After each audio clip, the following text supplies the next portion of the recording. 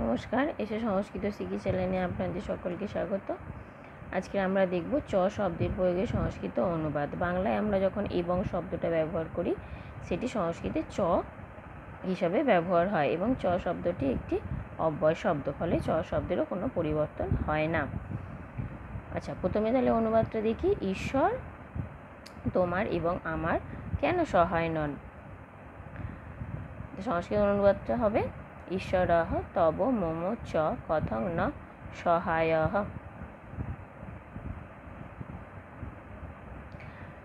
ধীর ও শীতল পবন বহিতেছে। ধীরঃ শীতলঃ চ পবনঃ বহতি। তুমি এবং আমি সুন্দর আছি। তম অহং চ সুন্দরৌ স। এখানে ময় হসন্ত হয়েছে, এখানে অনুসারও হয়। অনুসার এবং ময় হসন্ত সংস্কৃতে একইভাবে ব্যবহার হয়, কিন্তু পরে যেহেতু স্বরবর্ণ রয়েছে সেজন্য এখানে ময় হসন্ত হলো। এবং ময় হসন্ত এবং অনুসার নিয়ে একটি ভিডিও আমার আছে, কোথায় কোথায় হয় সেটা আপনারা দেখে নিতে পারেন।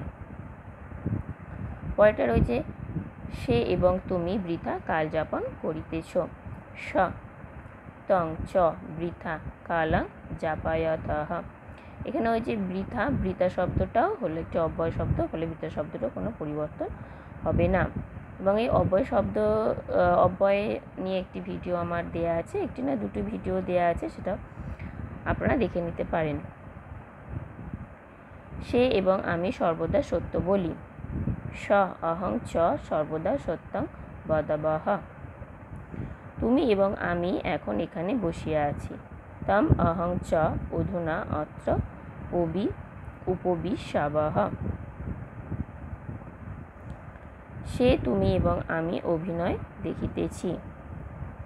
স তম অহং চ অভিনয়ং পশ্যামহ। পরে রয়েছে তোমরা এবং আমরা শিব পূজা করি। যুয়ং বয়ং চ শিবং পূজয়ামহ। কেন রাম এবং তুমি প্রত্যহ আমার গৃহে প্রবেশ করো? কথং রামঃ তং চ প্রত্যহং মম গৃহং প্রবিশ্যতঃ। তোমরা এবং আমরা কখনো কাহাকেও নিন্দা করি না। যুয়ং বয়ং চ কদাপি কানপি ন নিন্দামহ। সে তুমি এবং আমরা দুজন যাইতেছি। স তম আবং চ গচ্ছামহ। রাম ও তোমরা দুজনে কোথা হইতে আসিতেছ? রামঃ যুবং চ কুতঃ আগচ্ছতঃ। আজকে এই পর্যন্ত। ধন্যবাদ।